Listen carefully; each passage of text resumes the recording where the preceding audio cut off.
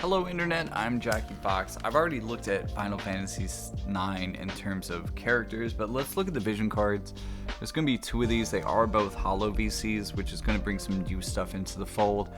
And let's just take a look. So this is going to be Zidane's VC. This is the one that's coming out with Zidane and Garnet. It's going to bring attack, HP, and agility, 3 agility. So agility vision cards are usually pretty popular, pretty helpful when they have raw agility on them. But let's see what the buffs are going to be like. The unit effects, defense penetration 10, very helpful, and accuracy of 15, also quite helpful. Party effects are going to be for lancers, bows, daggers, and mace. Elemental chain resistance 36, increased critical rate 20, increased single target resistance 20. That's okay. I don't really like the characters involved in this very much. I also don't particularly like the effects a lot. Like, I don't think we necessarily need critical rate. Single target resistance is great. Elemental chain resistance is also pretty good. But just having a broadly defensive vision card, I don't know, like there's not really an offensive aspect that I really care about here, because most critical characters are going to get their crits. You know, there's not enough crit evasion to really make me worry about stacking crit rate too bad. The other thing that is a real negative for this VC is that as a Holo VC, its additional bonus effect is going to be crit damage 25, but it's only going to activate on quest maps. So this is going to be like a story PvE content vision card.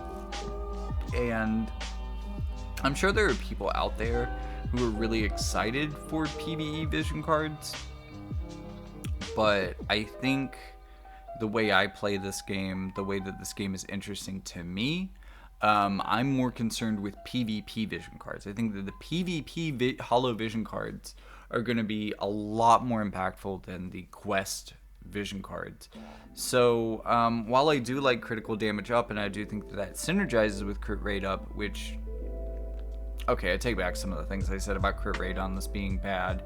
It does synergize well with that, but I think that only getting a extra buff on a quest map is a little bit unfortunate for it. And that is compared to Vivi's vision card. It's going to be bringing HP, magic, and a bit of luck. I don't like that as much as I like the bit of agility, but the unit effects are going to be to increase magic and agility, so I'm not mad at that. We did finally get our agility in there. Both of these are going to boost the agility of the character that is equipping the vision card. That's always great, right? So for this one, we have katanas, black mage, mace, and book. So black mage, mace, and book, that is a lot of the magic casters in this game. And what are we getting for them? Because I think that's a great spread to have all together. There's also a lot of good magic katanas, but that one's a little bit more confusing for me as to why it's being in here. AoE resistance 24, this is the highest possible AoE resistance, excellent. About a 1/3 chance for reaction block rate at 32, and then increased magic by 50%.